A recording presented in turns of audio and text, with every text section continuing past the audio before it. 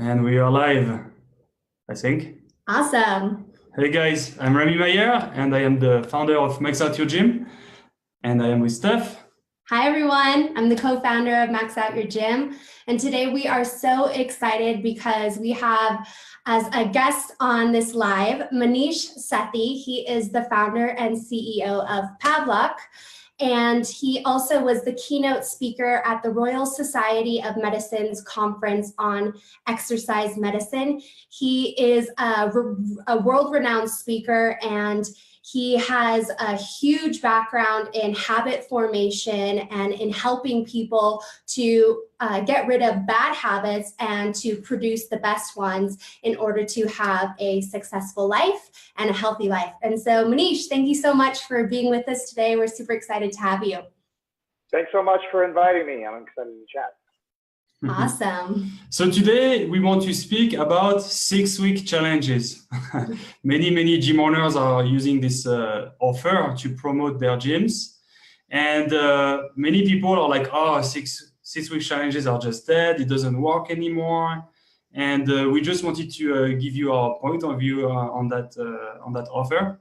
So we think that 6-week challenges or 8-week challenges are good. However, you need to do it right? And it doesn't have to be a bait and switch offer. You can be honest, and it doesn't have to be with a spokesperson, right? We like building intimacy. We like being relevant. So today we wanted to explain why 6-week, 8-week challenges are good. 4 weeks can be okay, but not as great. And 12 weeks can be okay, but same, not as great. And we're going to explain why 6-week, 8-week is like the sweet spot. So Maneesh is an expert with changing habits, right? He's a consultant. And we wanted to get his opinion on why 6-week, 8 weeks. We can speak in a matter of days if you want, if it's easier. But we just wanted to ask you why you think that this time frame is a good sweet spot.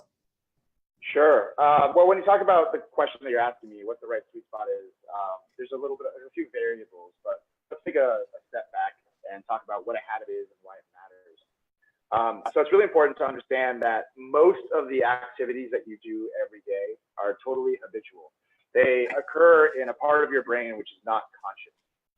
Conscious thought, things like language, things like decisions that you make, those are occurring right up here in what's known as the prefrontal cortex. But the majority of your brain activity throughout the day actually happens way back here in what's known as the basal ganglia and also the brainstem. So in just general moment-to-moment thoughts, you're breathing, you're not really consciously aware of that. But what's really interesting is that the actual actions that we do tend to be the same as the actions we were doing yesterday. You'll notice, like, for example, in the morning, you'll make all these plans about things that you're going to do when you get home from work that day. Maybe you'll say something like, okay, well, I got to get to work, but when I get home, I'll eat healthy, or I won't watch TV tonight, or I'll cook something healthy. And yet somehow when you get home, you tend to do the exact same thing that you've always done. You'll tend to sit on the couch and watch TV if that's what you always do. And the reason why is because of a little push and pull between habits and willpower. Turns out that willpower is this resource. There's a lot of debate going on right now about willpower in the community, but we can talk about this just from the framework of willpower as a renewable resource. Whether or not, it's just a very powerful way or model to look at what willpower is. And willpower basically is a renewable resource that is replenished by sleep. And it's depleted throughout the day with every decision that you make. Otherwise known as decision fatigue. When you make a lot of decisions, it becomes very difficult to commit and do something you always want to do.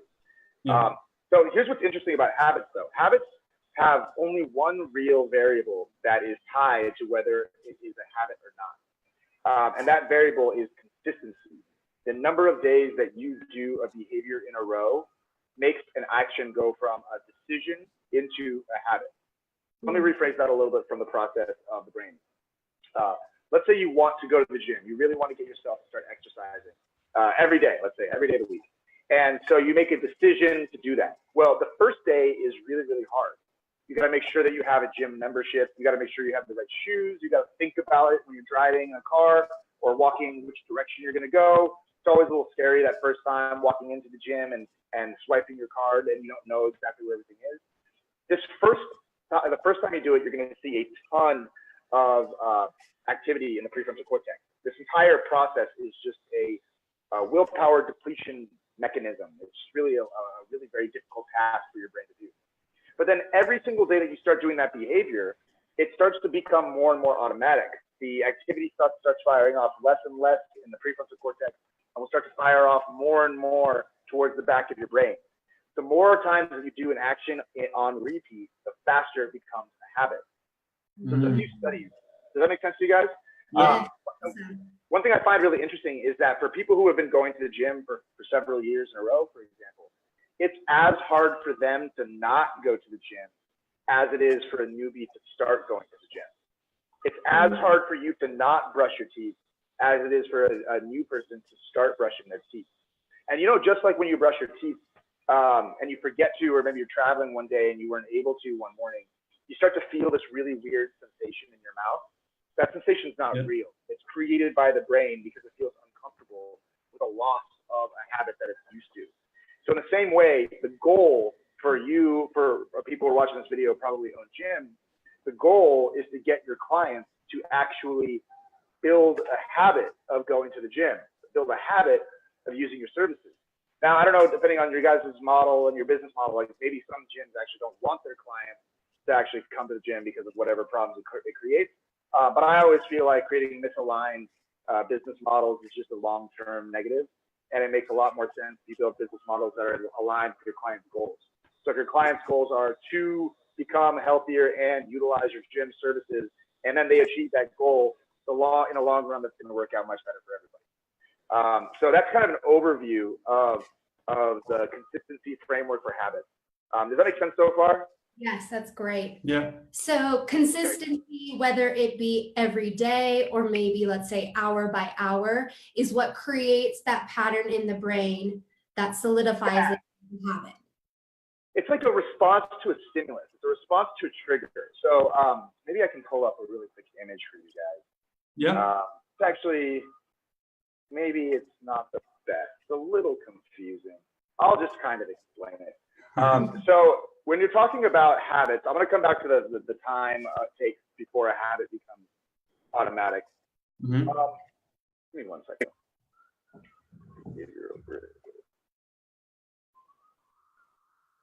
All right. So I think if I share my screen, people will be able to see it, right? Probably, yeah.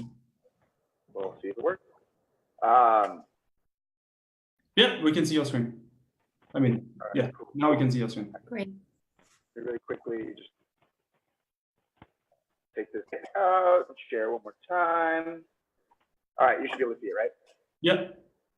Okay, so most people have probably seen this before. A fundamental core model of what a habit is that when a cue or a trigger occurs, a routine spots into action. So a cue can be a time of day, it could be a physical thing they see outside, or it might be another habit they're already doing. So when you walk into the bathroom in the morning, you see a toothbrush. That cue causes you to do the routine of brushing your teeth, and the reward is the removal of that weird sensation you have in your brain. For other people, the cue is they walk by a McDonald's, they go in, and the routine of ordering and purchasing food, and the reward is the sensation of that food. That's kind of the fundamental to what a habit is like a basic cue, routine, reward. Changing habits requires adding a little breakage point between the cue and the routine. So that's what like Pavlok is about, our wearable device that helps you add negative stimuli in between triggers and routines in order to change the routine. But now I want to show you kind of what the process is for actually changing a behavior one time. So changing a behavior one single time is a function of two variables. So this is a very confusing picture. I understand. Hopefully I can explain it in a way. Okay, simplify for us. Yeah. Give us the dummies. Yeah. I'll give you the dummy version. But essentially the bottom, so the bottom axis is ability. Actions that are hard to do are on the left and easy to do are on the right. So it's very, very hard to squat 350 pounds, right? But it's pretty easy to do one squat one time at your house, right? It's pretty hard to form the habit of climbing a bridge, but it might be very easy to tie your shoe, right? Or to change the shoe that you tie. On the other hand, the second on the bottom and the top axis is motivation. So it might be very easy for you to change which shoe you tie first in the morning. But if the motivation is low, who gives a shit? Like, why would you want to change the shoe that you tie first? So that blue line you've seen in the middle is the action line. When there is a new trigger, that is a cue. When there is a cue, if the action is both easy to do and they're highly motivated, then the trigger will cause the new behavior to occur. On the other hand, if either they're low motivated or the action is very hard to do, the trigger will fail. So this is the reason this is important is when you're looking at people who are trying to form the habit of going to the gym. Well, going to the gym is a core habit that's actually more important than the habit of exercising at the gym. Exercising at the gym can be very getting there. Like getting ready, driving there. Yeah, okay. Like that's why like going to sleep in your gym clothes is such a powerful technique to start the process, the domino cascade of exercise, because it's very easy to put on your gym clothes, but it's very hard to actually go to the gym. So what we found is that go ahead. Are you now speaking about micro commitments? Yeah, so this is the fundamental basis of what we call micro habits. It's how do you create a cascading domino effect that makes it so that habits have almost no chance of failure. So this one, I want to show one more graph before I can be done with just the fundamentals here. But so this is the graph I just showed you about how do you change a habit or how do you change a behavior one time. And then this second graph here is a graph on when does a habit get formed. Yeah, we love that graph, yeah. Yeah, so this is a very simple one. On the bottom, you see time. That's the number of days it takes. And on the top and bottom, you see automaticity. So that is when is it automatic? When is the habit automatic? So you see at the maximum level of automaticity, there's very little action happening here and a lot of action happening here. So what's interesting is that this was a study that was done at the London School of London City College, I think. London School of whatever. I think it was London City College.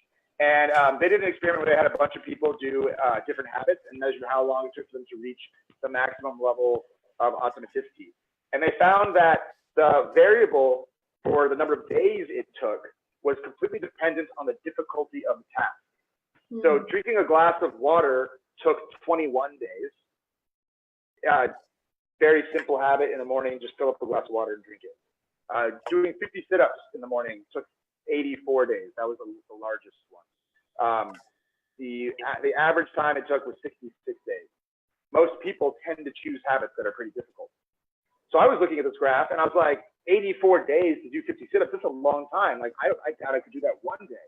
But then I also thought, yeah, it might be really hard to get myself to do 84 sit-ups or 50 sit-ups, but I bet it'd be really easy for me to get myself to do one sit-up. What if I started focusing on doing one simple micro commitment, one simple what we call micro habit every day and slowly layering on habits until it became automatic? We added that with what my big focus on has always been reinforcement. So that's positive rewards and negative penalties. And we created a Facebook group back in 2014. The carrot and the stick, yeah? Yeah, we found over and over again that rewards are cool, but they really don't help people change stuff. You need a negative punishment to make people to get something started. So we found that the stick is really powerful for getting someone to start something, and the reward is really powerful. The carrot is really powerful for making the habit stick. Yeah, so because just to quote Tony Robbins, people will do way more to avoid pain than to gain pleasure. Yeah. So we tried to put all of this together in a big challenge we ran. That was actually a 30-day challenge. I'll get back to your point on challenges in a minute.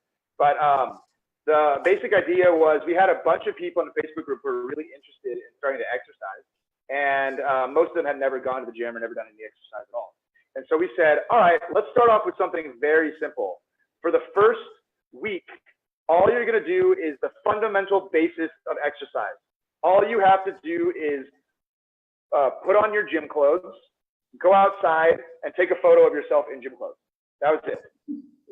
If you did that every day for a week, you got to buy yourself something on Friday that you like committed to. You're like, I'm gonna get myself a pair of shoes if I stick through with this habit, right? But if you didn't, you had to pay your accountability partner $50 as a penalty.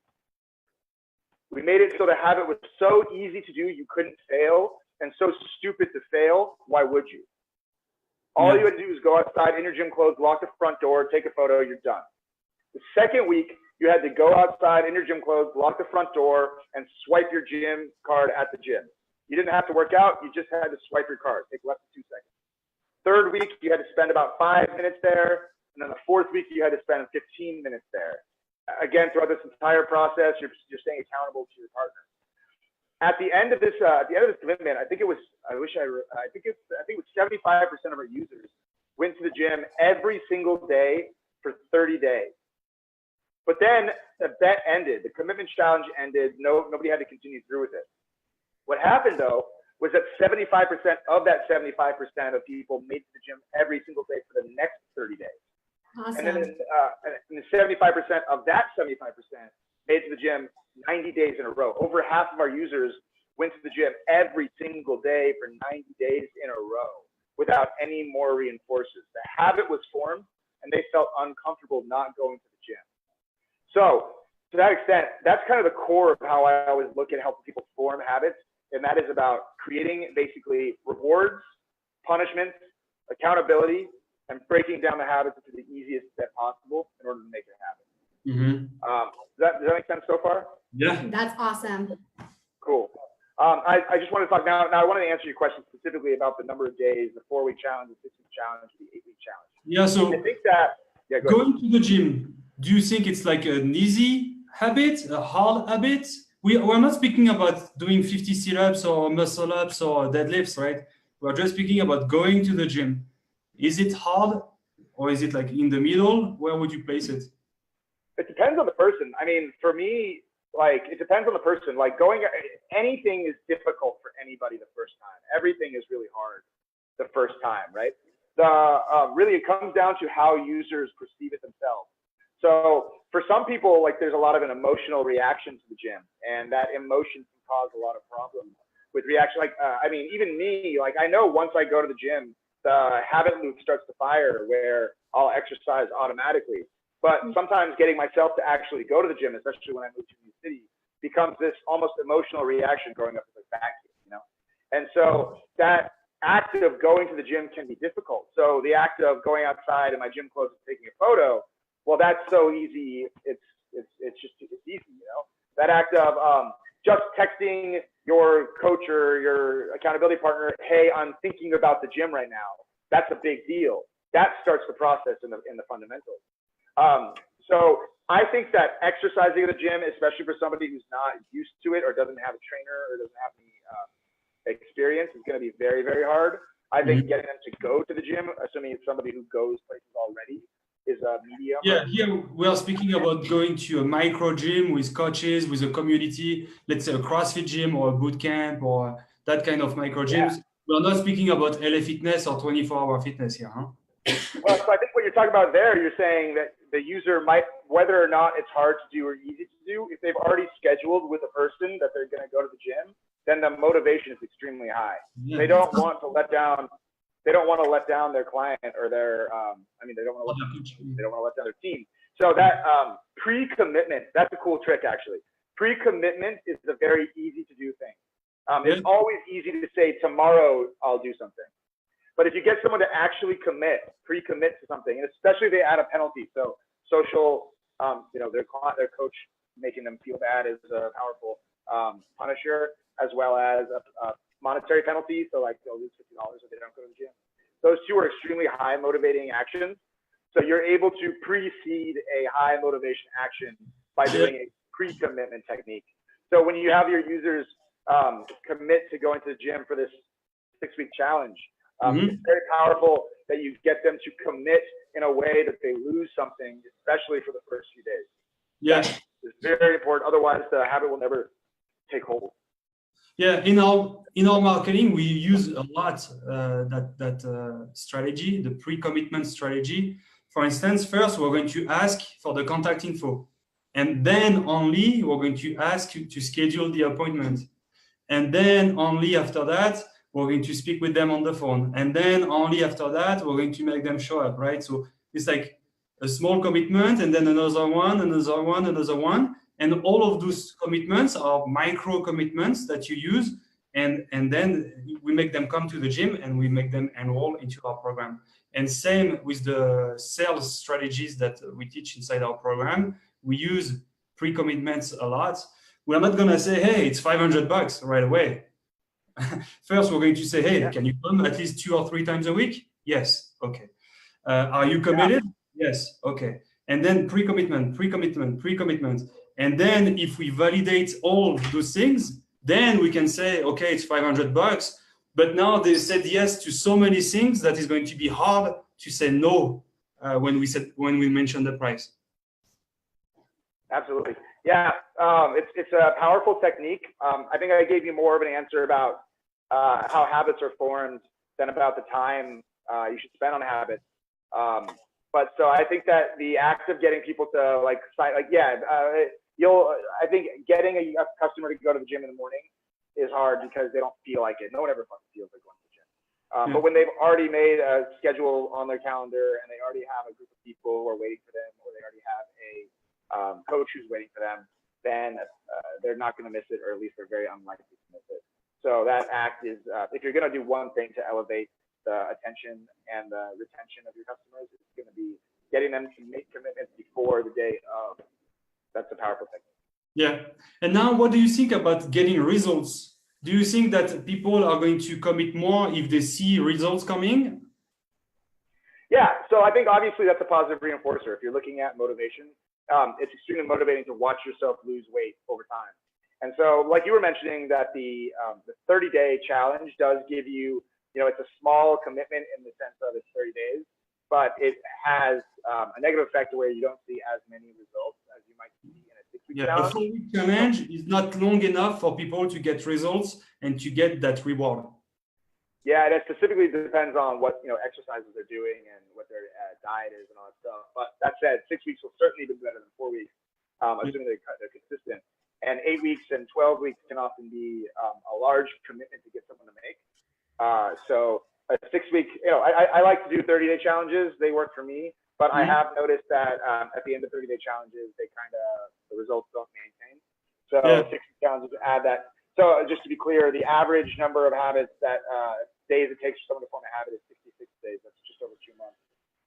If you break it down to the easiest version of the habit, you can get it down to 21 days. So 6 weeks gives you a nice little in between, 42 days or whatever it might be, where you're able to, if you create the model, like I mentioned, where you're breaking the habit into a very simple, easy, automatic system, 6 weeks is plenty of time to get people to form a habit. So it seems that 4 weeks is sexy, right? Because, wow, it's short, but then people won't get results. 12 weeks, then people will get results, but it's not sexy because it's kind of too long.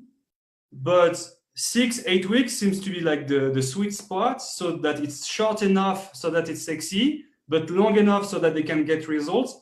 And it's like also in the sweet spot for people to change habits, yeah? Yeah, I would agree, except there's one thing that's a caveat that we've noticed consistently with any sort of challenge. And that's a lot of times people are propelled by the challenge, and then the period right after the challenge ends is this very bleak, dark zone that can be very destructive. After somebody loses a lot of weight on a 30-day challenge or a 60-day challenge, they're like, oh, I'm done. Yay. Now I'm going to go have 1 pizza. And then they have 10 pizzas, and then the entire thing explodes, and they end up jumping back and forth and being sometimes even worse than they were in the first time. So I've noticed that to be a pretty consistent problem, regardless of the number of days that you do a challenge for. And so what we've done to mitigate that, I think, is a technique I've never seen anybody else use. And that's overlapping recurring challenges. So when you're in the middle, you do a challenge, and once it's done, you start a new one, and then a new one, and a new one. Yeah, more like whatever I do. So I tend to do like 30-day productivity challenges, right? So I've done a bunch with my assistant LinkedIn with my coach. So I'm like, every day for the next 30 days, I'm going to fill out 3 things I do. And then I have to complete those 3 things or else I get charged a penalty, right? And so what I started to notice is that I would fall off the bandwagon very commonly. So what I did is I said, all right, I'm doing a 30-day challenge, and this 30-day challenge automatically renews for another 30 days, unless I write a letter to my accountability partner explaining why I'm canceling the challenge at least 1 week before the end of the first challenge. So because of this, well, I'm too lazy to write that letter ever, unless just a big travel event happening. I'm far too lazy to write that letter. So I end up having the challenge auto recur forever. And then I end up it becomes so permanently ingrained as part of the habit that I don't even need to ever cancel because it's there. So we do that in our Pavlok app. We do that with our gratitude app.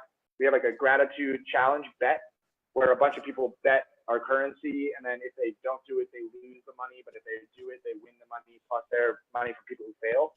And we started to create it so it auto renews. And if you try to cancel, you have to cancel for several days later. You can't cancel it right now. So you might as well just keep going. And also, you can change the goal, yeah? Yeah, you can change the amount you're betting, but it's very hard to cancel out of the bet.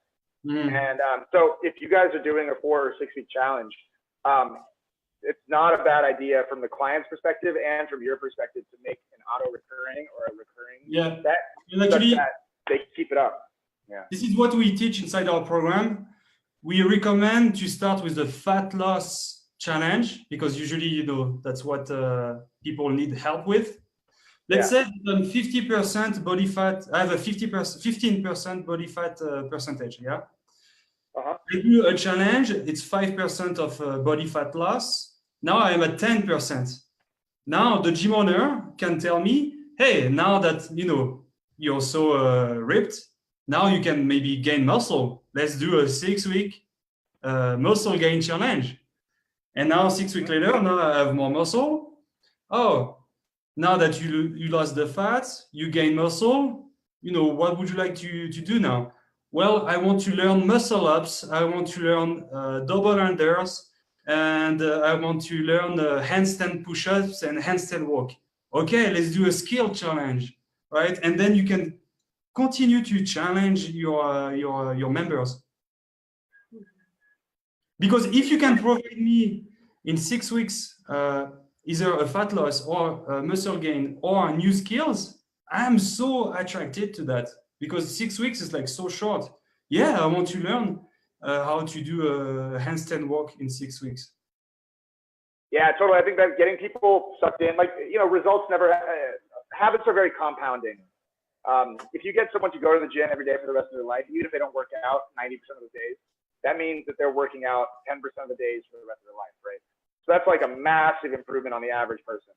And so getting that core fundamental habit to be just ingrained deeply in the brain is so powerful that it's like, I feel like the 6-week challenge, any sort of challenge is talking about it's giving you this big, high motivation, sexy thing that you get. But if you only focus on that sexy motivation thing and you don't provide the means to make the thing become a habit, clients will win and then lose. And that's, sometimes worse than not playing the game at all. So it's really important that whatever you do with your habit challenge, you make sure that you focus on getting that core micro habit to become so ingrained in their brain that they just can't not do it. And I think that will be the most powerful way for any person. Yeah. So just to recap for people, joining the live right now, Maneesh is a habit expert consultant. He's the owner of Pavlok. Maybe later you can tell us about the device that you have and also the consulting program.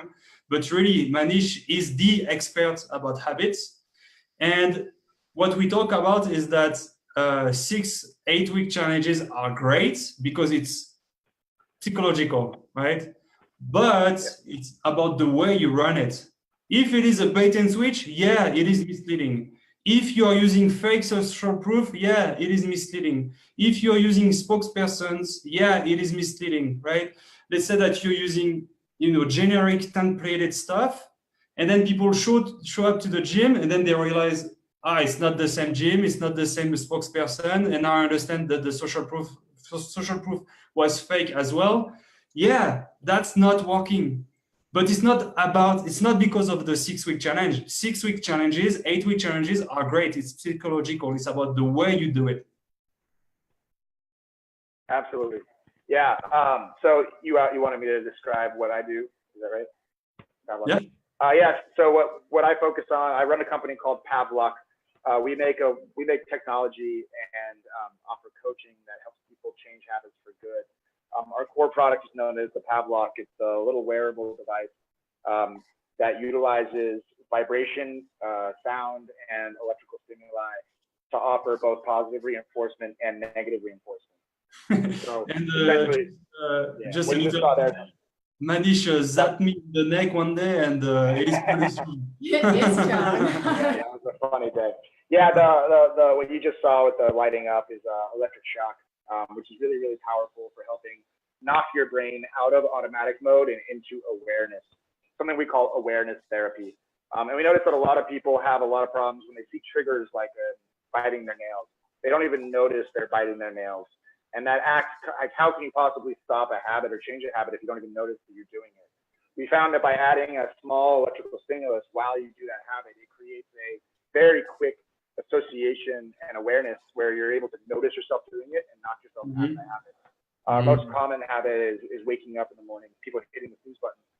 So we're by far none the world's best alarm clock to help people get out of bed. Basically vibrates in your lightest stage of sleep. You have 1 minute to get out of bed and do jumping jacks, or else you get that. And it very rapidly trains the brain to become a morning person. One thing that we've been launching pretty recently, I'm pretty proud of, is our coaching program for entrepreneurs who are making at least $20,000 a month, who are trying to become more productive and build their business. We have a coach who basically you talk to, they hold you accountable every day. You program in the actions you're going to do tomorrow, and the coach makes sure that you do them, or else. So yeah, the accountability part is really important, and actually gym owners should do that as well, right? Yeah, absolutely, exactly. Because very consistent behaviors become compounding effects, and then soon become habits. And to me, it seems like the core focus of helping an entrepreneur make more money is almost always an entrepreneur sticking through with things they say they're going to do and being consistent. I've never seen one time in my life where that failed an entrepreneur. And so we've built a system that assigns you to a coach directly designed for you, and we help you follow through with it. If anybody's interested in either the product or the coaching, feel free to shoot me a message on Facebook. I think you've already tagged me, and I'd be happy to answer your questions or connect you to the coach. Great. And do you think that maybe gym owners could use your services? Yeah, so this is really interesting. One thing we're really interested in doing is our coaching program is designed through like an app interface as well as the hardware. So like we have like an app where people can program in tasks and habits that people are supposed to do each day. And we're looking at gym owners who are interested in their clients as well having coaches, like personal trainers. So if any of the coaches or personal trainers here are interested in utilizing our services for their clients, we haven't launched anything of that sort, but if anybody's interested, I'd be super happy to have a conversation with you and see if there might be a fit, if there might be a way to make this software work for anybody else as well. Awesome. Yeah, definitely. And also, Manish, we spoke a lot, when we were both in Colombia, Medellin. We spoke a lot about skin in the game. Could you please tell us about that? Yeah, I think it's exactly what we were talking about with regards to making a bet or having a negative reinforcer. So people always talk about stuff they would do, but until their actual money's on the line or their skin is in the game, then the what if never aligns with what they actually do. And that's why so many people say they will go to the gym, or they want to go to the gym, or they plan to go to the gym. But until they actually put down some sort of commitment, something that makes it so they lose something, it just doesn't become real. And that's what I look at. Like, I rarely take advice from somebody who's giving me advice when they don't have any skin in the game. And you can tell if they're biased or not. Like economists who are giving advice on stocks to buy without actually owning those stocks themselves. I don't trust you. Let me just see your portfolio. Then I'll trust you. And so I find that for people, and this is replicated across everything. But once you get someone to make a commitment, a non-cheatable commitment, then the behaviors naturally start to fall in place. So you can keep giving people rewards if they come to the gym, and that's cool. But until you make them lose something for not going to the gym, the behavior just won't change. So heavily focus on that commitment. And have you found any other ways to punish people that is not money? Like, yeah, well, I think punishment is bad. Really take a stick and or should it be money? Is there any other way, or financial? Almost like I invented a wearable device that's designed to do that, right? Obviously, electric shock seems to work very, very well. The fear of the shock is often extremely powerful for helping people. And there's a difference between punishment, which is something that happens if you do something, and negative reinforcement, which is something that happens if you don't do something.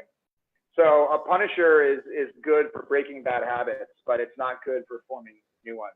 For forming new habits, you want to have a penalty that only occurs if the task doesn't happen, right?